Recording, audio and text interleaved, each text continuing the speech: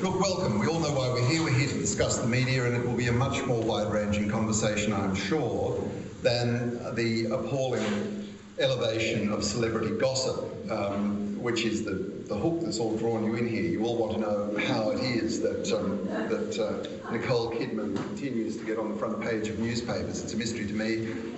Perhaps Meg Simons will be able to explain some of that, or Michael Gawenda. Meg, as you know, is an author.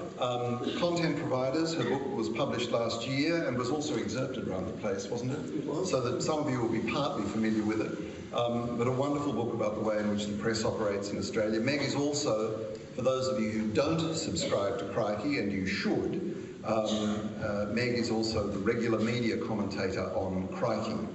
Michael Gawenda, one of the most familiar faces in Melbourne, as former editor of the Melbourne Age, and now setting up a press institute at Melbourne University, which is still in the making. We are going to talk a little bit up here, then we're going to throw open immediately very, very soon to questions from the audience. And our ambition is that we can all have a conversation about the state of the media today, where the media is going, and that by the end of this session, we will have solved some of the larger problems of society. We haven't decided this at all, but I'm going to hand over to Meg first to speak, and then Michael will speak for a little, and then we'll go in for a little rough and tumble. Meg. Well, I'm under instructions to be brief in the interest of having a discussion rather than set pieces, so I'll do that. And perhaps I'll open it up by saying that I have a premise from which I start in discussing the media. Walk around any newsroom these days and you will find plenty of people of my age and even younger than my age saying how wonderful it used to be and how dreadful it is now. Now, of course, there are some ways in which that is true. The media faces real threats. But one of the many things I do as a freelancer is teach young people who want to be journalists. And very quickly you realise that that's a pretty unappealing, in fact, I would say even an immoral position. For people my age to go around saying, I've had it good, pity about you, is really quite irresponsible, I think. If we didn't have mass media and advertising and all the other things that go with mass media, we wouldn't have a profession of journalism. We are right at the beginning of an equivalent change, I think. When I say right at the beginning, you have to remember that it was some hundreds of years after the invention of the printing press before newspapers arose and the profession of journalism. We're very close to it, and nobody really knows what it's going to mean. I think there's going to be good and bad coming out of it. And at the same time, of course, as the business models of our existing media organisations are being fundamentally altered and threatened by new media, at the same time we're living at the end of the age of the media emperors, I think. Rupert Murdoch is an old man, he will be dead soon. Old man? His mother just turned 99. Yes, but his father died young, maybe. He obviously takes after his father. Whether it's 10, 15 or 20 years, he's not going to be with us for much longer. The Packer family all but departed from media. I think they're still in there thanks to Lachlan Murdoch, but only by the skin of their teeth. And increasingly the media are being run by financial institutions, stock market-based companies, private equity companies, with an eye on the bottom line. Packer and Murdoch, for all their legion faults, did care about the content of media for its own sake. Hence you saw Packer supporting the Bulletin, for example, through years and years of making losses, and it's no surprise to me, or to anybody who's been watching recent events, that the Bulletin at the moment is no more. I did hear a rumour the other day about possibly a second life for the Bulletin, but I can't say too much more about that. So we have two twin threats to the media as we have known it. But at the same time, of course, we have this immense change, which is that very soon now, almost anybody, at least in Western society, will be able to publish news, views and information to the world within a few minutes of doing so. Now, of course, a great deal of that stuff not many people will be interested in, which is not quite the same as saying it's rubbish. I actually resist saying that. Not many people will be interested in it. But it is something new in human history. That has never been the case before. And we would be very foolish to think that it won't change just about everything to do with how we communicate, how we share news, and indeed how we act as a society, including the nature of our democracy. I could carry on for a long while under wet cement, but that's probably enough by way of an opener, and I'll pass on. Could I just bring up something? Meg, the Fairfax family has just bought back into Fairfax. They have, yes. So that's counter-cyclical. Well, it is a counter-cyclical move to a certain extent. I would have to say that I don't see themselves asserting themselves as yet, certainly not in the way that certainly not in the way the Fairfax family did of old. But yes, I think there's a couple of moves, and Lachlan Murdoch's move of recent weeks is also another one which might be counter-cyclical, but nevertheless the long-term trends are very clear. And certainly if you look at television and the really mass media, it's quite clear, I think, that the age of the emperors is in decline. Well, one of them goes to jail in a few days' time, doesn't he? Indeed, yes. Poor Conrad. Michael. Well, thank you, David. I guess I'm going to have to resist saying that things were better in the past, but I think they were. I actually don't think that. That was a poor attempt at a joke. I actually think that journalism. I'm not going to talk about new technology, and I'm too old to talk about new technology. But I actually think journalism, journalists that I see, young and up and coming journalists, people who want to become journalists, in many ways are smarter, brighter, more aware of the world,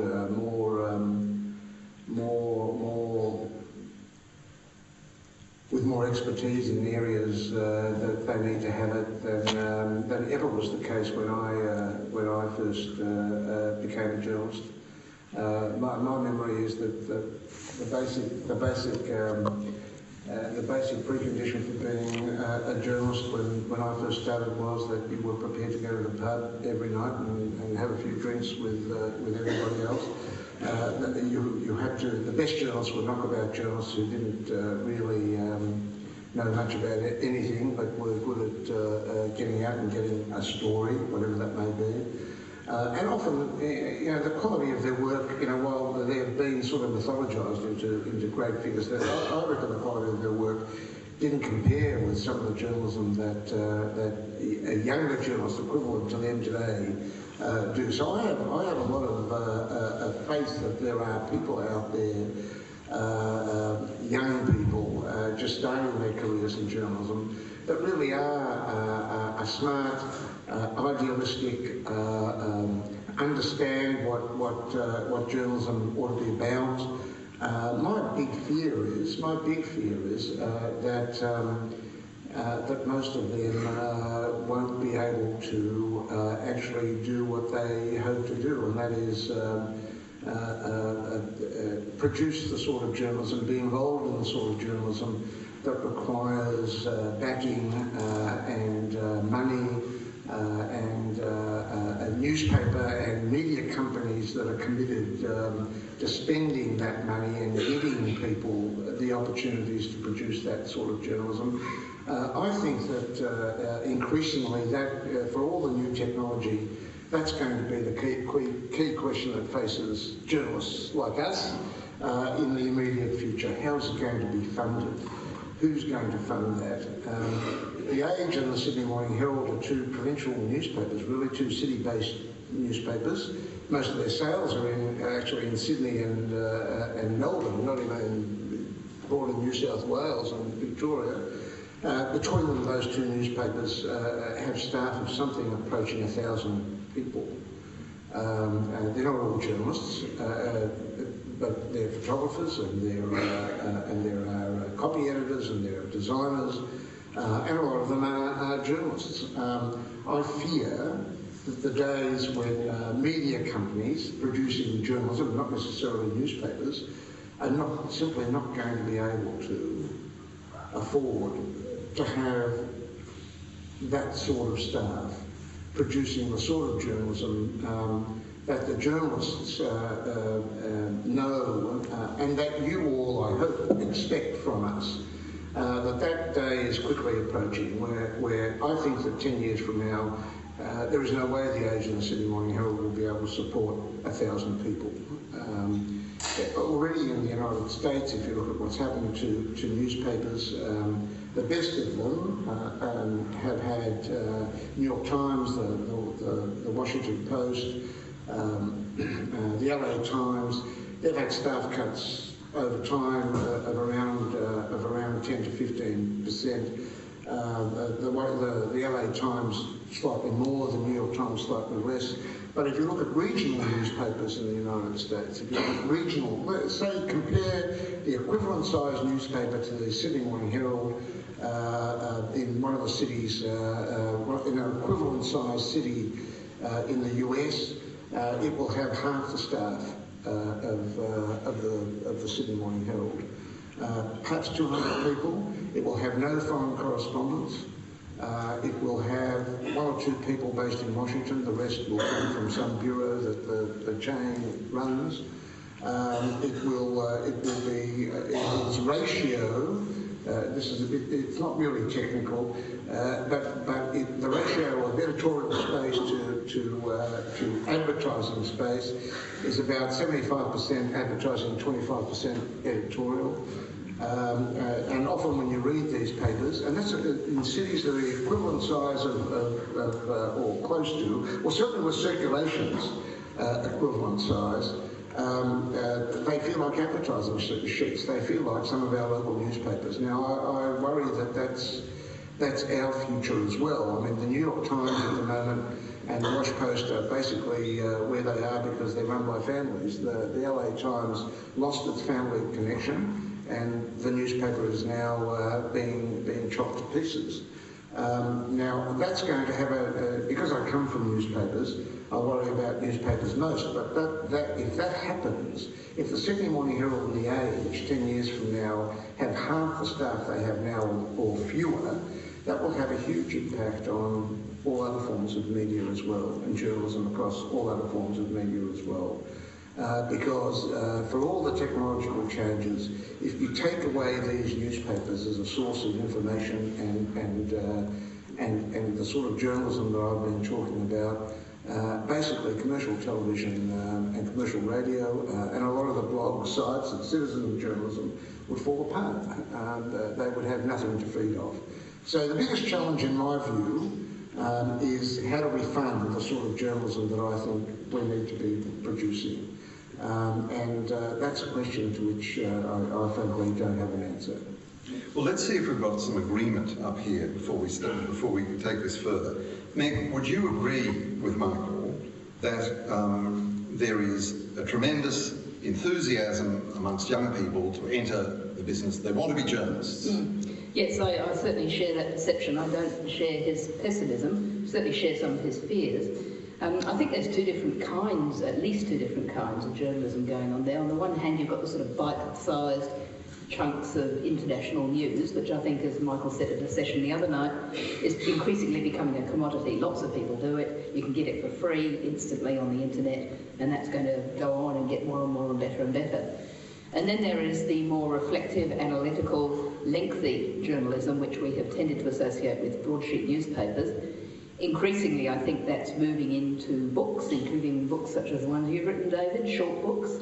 And I think increasingly people are going to have to pay more for that, which raises a whole load of issues to do with equity and equal access to information. But one of the models, if you like, of paying for media, which is absolutely thriving at the moment, is what I call in my book the pay-per-view model. In other words, pay television, which has a lot of stuff on it which doesn't particularly interest me, but also has some stuff of very high quality which draws comparatively small audiences, but which can survive because people are prepared to pay more for it. And books, of course, including the many organisations which are now publishing essays, or sort of 20 or 30,000 words, they're doing really well. Non-fiction book publishing is actually a success story at the moment. And books such as David's on the Tampa affair and a host of others that I could mention, highly controversial, would have been difficult to get published in any of the newspapers in Australia at the moment, even if you could cut the length, which you can't always do for that sort of investigation. And yet they have been considerable commercial successes because people are prepared to pay. So I think pay-per-view is the non-commodity model of the future, but of course it brings problems with it to do with equity. Right, we'll get there in a second. But I want to do a survey of the audience.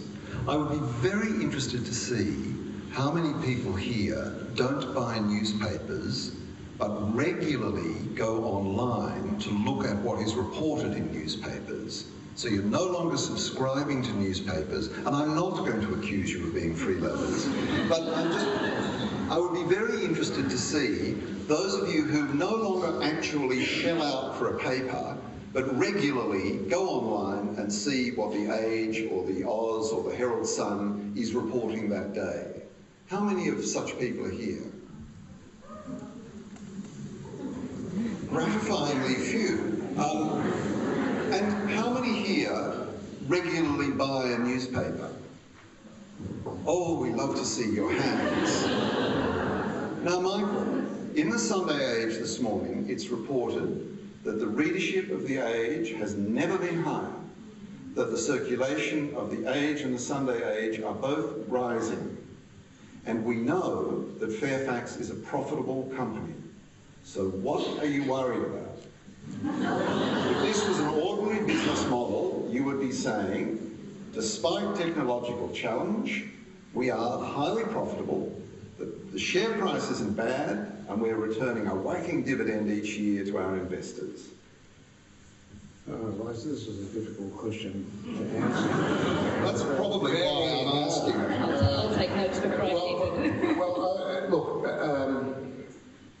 what you need to understand about the Age and the Sydney Morning Herald and other newspapers is that I said this the other day. It's basically two businesses. It produces. It's in the business of producing journalism, newspapers, which is not profitable. Doesn't make money. The Sunday Age has had a really good circulation increase over the last 2 or 3 years, or even more. But I can guarantee you the Sunday Age doesn't make money. It might break even, but it doesn't make money. The Monday and Friday Age seems to have had a good increase in circulation and readership, and in fact has been on the increase in terms of its circulation and readership for 5 or 6 years or longer. But it doesn't make money. I know that from the time that I was editor. What you need to look at is the Saturday paper. Right. The Saturday paper was the Rivers of Gold for the Age and the Sydney Morning Herald, and it was the Rivers of Gold because it carried classified advertising for which the Age and the Sydney Morning Herald in their markets had a monopoly and could charge whatever they wanted to charge for those ads, and it made the money. It made the money that supported the journalism. Basically, I think that's true. Now, if you look at the circulation of the Age on Saturday and the Sydney Morning Herald on Saturday, it has lost, both papers have lost approximately 25% of their circulation in the last 5 years. What it has lost, the circulation it has lost, are those people that came to it for classifieds, who are now going... Had to buy it to get a job. Yes, had to buy well, they're going elsewhere to look for their houses and their cars, and most of that's online. In my view, the great failure of the Age and the Sydney Morning Herald, this is another subject, but I still think it's their great failure, is that we knew that this trend was coming, we knew that this issue was coming, and yet if you look now, we're not online, the Age is not, and the Sydney Morning Herald is not number one for cars, it's not number one for housing, it's not even number one for employment, so it has lost. It has lost, we all knew, we knew when I was there that we have to deal with this issue and that the future lies in us building sites that... This is a disaster that comes with the name Fred Hilmer. Yes, it does. Absolutely it does. I wasn't going to say that, but it's true, and it's true, and I think... An unbelievable disaster. Yes, it was. And as a result, just think, you know, if there are people that ran the Age of the Sydney Morning Herald 10 or 15 or 20 years ago that if they saw what had happened, wouldn't believe that the management allowed this to happen to these papers. So, for all the good news on circulation and on readership, and it is good news, and we should celebrate it. No matter how that circulation was got or the readership, it doesn't matter. I actually think we should be giving newspapers away free, rather than we are giving them away anyway. Well, I was at the National Gallery at lunchtime today, and you got an age. Well, I was offered one, but I bought one earlier in the day. Yes. Now, look.